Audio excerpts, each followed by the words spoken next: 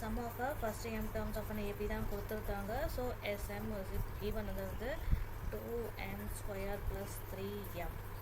But கேட்டிருக்கிறது என்னது what they have asked second term, that is A2 தான் கேட்டிருக்காங்க.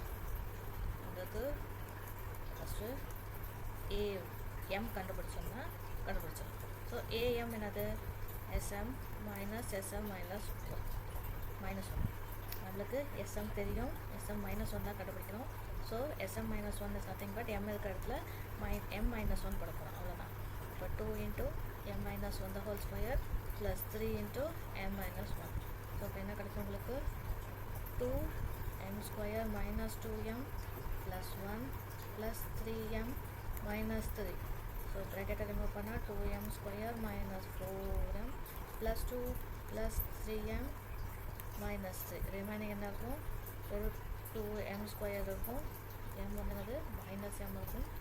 ஸோ கான்ஸ்டன்ட் நம்பர் என்ன இருக்கும், -1 இருக்கும். ஸோ SM -1 கண்டுபிடிச்சாச்சு.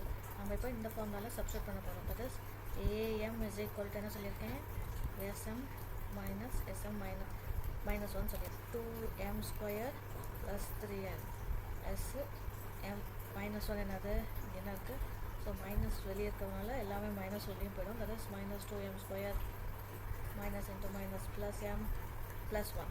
ஸோ இப்போ என்ன கிடைக்கும் உங்களுக்கு, இது கேன்சல் ஆகிடும். ரிமைனிங் என்ன இருக்குது, 4m plus 1 தான் இருக்குது. ஸோ AM நம்ம கண்டுபிடிக்க வேண்டியது A2 தான். ஸோ அப்போ வந்து என்னது, இப்போ நான் M is equal to 2 போடுறேன். அப்போ என்ன கிடைக்கும் உங்களுக்கு, A2 plus is equal to 4 into 2 plus 1 is nothing but 4 to 8 plus 1 is 9. So second term என்னது 9. each term லாம் கேட்கல, செகண்ட் term மட்டும்தான் கேட்டிருந்தாங்க. So what is the option is